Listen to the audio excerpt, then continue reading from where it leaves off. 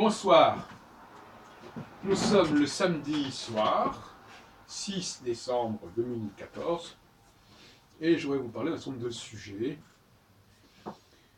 toute une série de sujets en vérité, je ne sais pas comment les choisir ou les articuler les uns par rapport aux autres. Alors je vais commencer par la question juive. Je voudrais dire deux choses. D'une part, la question du sionisme, et deuxièmement, la question de ce qu'on appelle en hébreu le shaliach tzibur, c'est-à-dire celui qui représente le public, qui représente le peuple. D'ailleurs, Herzl, quelque part, c'est un shaliach tzibur, c'est quelqu'un qui est un leader juif. Alors, le shaliach tzibur, je vais d'abord le considérer le personnage d'Herzl, qui est totalement areligieux, anti-religieux même, et ensuite j'aborderai la question du shaliach tzibur dans le cadre, au contraire, du monde religieux. Dans le premier cas, nous sommes à la fin du XIXe siècle, dans un contexte extrêmement laïque. Je dirais même que la thèse que je soutiendrai, c'est que, contrairement aux représentations qui seront plaquées par la suite sur le sionisme, avec la dimension religieuse que l'on connaît, mais ce n'était pas du tout comme cela, ce serait anachronique de le croire, c'est pas du tout comme ça que ça se présentait à la fin du XIXe siècle. À la fin du XIXe siècle, c'était plutôt un retour, une sorte de judaïsme historique, et non pas de judaïsme spirituel. Enfin, bon. C'est-à-dire qu'il s'agissait tout simplement, si on peut dire, de rassembler des juifs, de leur permettre de vivre ensemble de façon à éviter une certaine forme d'antisémitisme. Et c'était encore plus compliqué que cela, parce qu'en réalité, il s'agissait au fond de dire, dans les pays où la diaspora échoue, aurait échoué, ou a échoué, ou va échouer, eh bien, il y a une solution qui se présente. Et la solution, c'est un territoire. Un territoire pour les Juifs.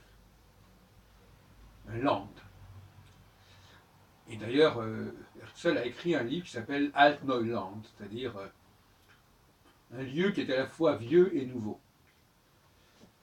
Et je répète qu'il est mort en 1904, alors que la question de l'installation en Palestine n'était absolument pas réglée. Elle ne sera réglée que par l'entrée en guerre des Turcs du côté des Allemands et des Austro-Hongrois, tout comme elle sera réglée en 1967 par l'entrée en guerre du roi Hussein de Jordanie, qui avait le fait de rester chez lui, et qui a permis aux Juifs, aux Hébreux, de récupérer notamment Jérusalem et le mur des Lamentations, dont ils avaient fait le deuil jusqu'en 1967. Comme ils avaient fait le deuil de tous les pays, toutes les villes qui étaient en Cisjordanie. Alors, donc, je dirais, la thèse que je soutiendrai, c'est celle d'un manque. Il y a un manque au niveau judaïque, dès lors que la religion n'est plus là, et paradoxalement, cette laïcité de facto va conduire à compenser cela par une sorte de logique du genre à nous aussi il faut un pays, comme dans la Bible on dit, les Juifs disent à nous aussi il nous faut un roi. Donc c'est-à-dire que ça correspond à une crise identitaire. Au moment où Herzl écrit son État des Juifs, c'est une crise identitaire chez tout un ensemble de Juifs qui se sont éloignés du religieux. Et d'ailleurs, les antisémites eux-mêmes constatent ce fait. Chaboty note dans ses ouvrages qu'il y a des Juifs qui sont totalement écartés du Talmud, et donc qui n'ont plus les stigmates du religieux, et cependant, il veut les intégrer quelque part dans une sorte d'antijudaïsme qui dépasse le religieux, d'où d'ailleurs des procédés comme qui d'ailleurs se référeront parfois à Goujon des Mousseaux, sinon à Chaboty, et qui vont donner lieu au protocole des sages de Sion. Donc, nous avons là une carence du religieux qui débouche sur une exacerbation vers la terre, vers l'histoire. Voilà, ça c'est un premier point. Le deuxième point concerne la crise du leader dans le monde religieux.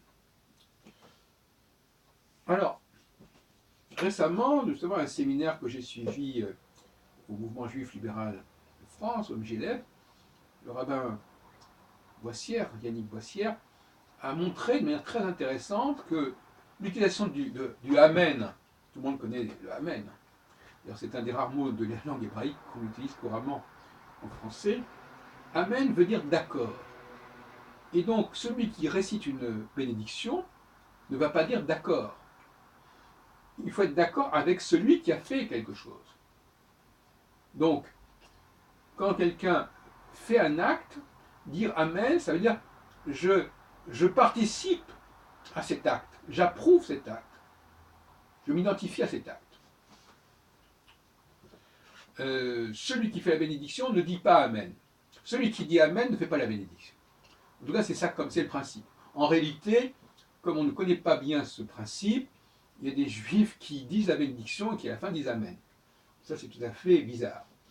Alors, cette idée me permet de rebondir sur ce que j'ai dit dans d'autres vidéos, à savoir que le leader, c'est celui qui parle au nom du groupe, c'est le Shaliach Tzibour, celui qui est envoyé par le collectif, et le collectif, eh bien lui, il doit suivre, c'est-à-dire qu'il doit répéter ce qu'a dit le leader, ou tout simplement approuver le leader. Mais il ne doit pas réciter en même temps que lui. Parce que si tout le monde récite la bénédiction, personne n'a le droit de dire Amen.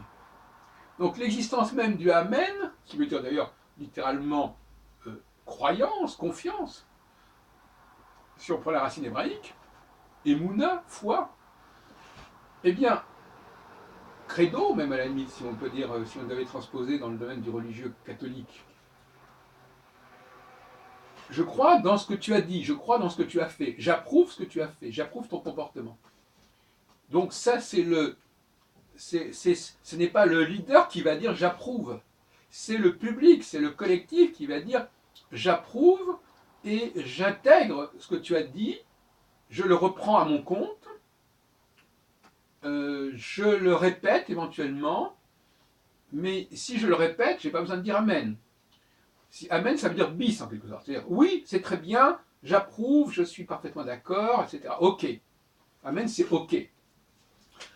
Voilà. Et donc, ça montre bien que dans la représentation juive religieuse, il y a bien cette dialectique du leader qui fait quelque chose et qui est ensuite, dans un processus dialectique, il est ensuite suivi, repris par le tzibour, par le public.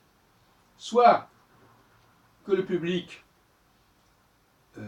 reproduise ce qu'il a dit, ce qu'il a improvisé, pas forcément, justement, c'est tout le problème. Il ne s'agit pas, contrairement à ce qui se passe dans la synagogue en général, que les gens lisent en même temps la même prière que le rabbin, parce qu'à ce moment-là, s'ils lisent en même temps la même prière que le rabbin, c'est une bénédiction, donc ils n'ont pas à dire Amen.